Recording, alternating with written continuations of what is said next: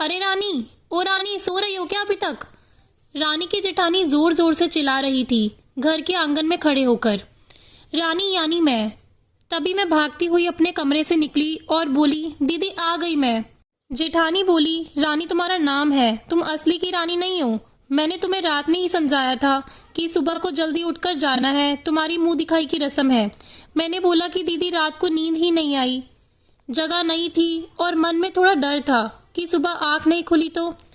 रजनी दीदी हंसते हुए बोली, रानी मेरी प्यारी देवरानी, जल्दी से घूंघट कर लो, अगर माँ जी आ गई तो हंगामा हो जाएगा।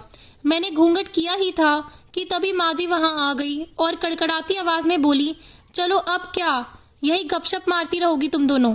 हमने चलना शुरू ही किया था कि तभी माँ जी ने रजनी दीदी के कंधे पर हाथ रखा और बोली, पता है ना कहाँ से जाना है और कैसे जाना है?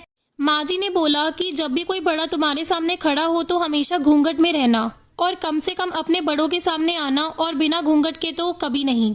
रजनी दीदी कुछ बोली ही नहीं, बस अपना सिर हिलाकर हाँ बोल दिया। मैंने भी बस अपना सर हाँ में हिला दिया। माँ जी के जाने के बाद मैंने पूछा, रजनी दीदी आप तो स्कॉलर हो और इन सब चीजों को कैसे निभाते हो? रजनी दीदी मुस्कुराई और बोली कि मैं थारे जेठ जी से बहुत प्यार करती हूँ, इसलिए अभी तक चुपचाप सब चीजें निभा रही हूँ। मैं कुछ नहीं बोली और चुपचाप रजनी दीदी के साथ घर के बाहर वाले कमरे में जाकर बैठ गई। वहां पर एक पड़ोस की आंटी जी बैठी हुई थी। वो बोली, ये कैसी बहू है, ससुर जी सामने खड़े हैं और ये यहाँ बैठी है। मुझे कुछ समझ नहीं आया, मतलब? रजनी दीदी बोली कि आंटी जी अभी नई बहू है, यहाँ के रीति रिवाज सीखने में थोड़ा समय लगेगा।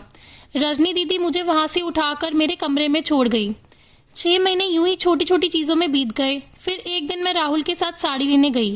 राहुल का फोन आया और वो दुकान से बाहर बात करने चले गए। साड़ी की दुकान पर मैं बेधड़क होकर साड़ी देख रही थी, तभी साथ में बैठे हुए अंकल जी खांसे।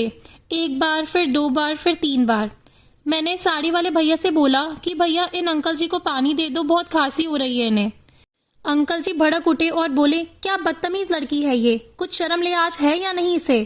दुकान पर हंगामा देख राहुल बाहर से भागकर अंदर आया और अंदर आते ही अंकल जी के पैर छूकर बोला, मामा जी आप यहाँ? मैं घबरा के दुकान से बाहर निकल आई, एक लंबा घूंघट करके गाड़ी में बैठ गई। राहुल बाहर आया और गाड़ी में बैठकर गाड़ी बहुत तेज चलाने लगा। मैंने धीमी आवाज में बोला, गाड़ी बहुत तेज चला रहे हो, कहीं एक्सीडेंट ना हो जाए। हम घर पहुंचे ही थे कि माँ जी जोर जोर से चिल्लाते हुए बाहर आई, देखो आ गई है रानी साहिबा, खानदान की इज्जत मिट्टी में मिलाकर।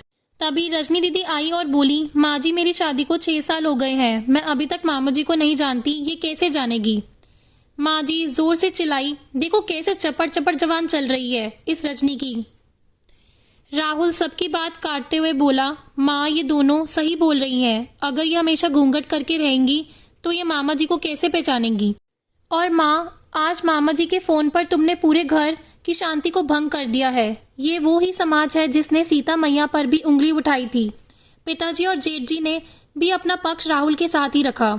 माँ जी थोड़ी देर सोचने के बाद वापस रजनी दीदी और मेरे पास आई और बोली कि तुम दोनों को अपनी मर्यादा पता है, मुझे उम्मीद है कि तुम कभी भी मेरा सर शर्म से नीचे नहीं झुकाओगी। हम एक ही परिवार के सदस्य हैं, हमें हमेशा साथ रहना है, अच्छा वक्त हो या बुरा वक्त, हर सदस्य को अपनी मर्यादा पता है। माँ जी ने मुझे और रजनी दीदी को गले से लगा लिया।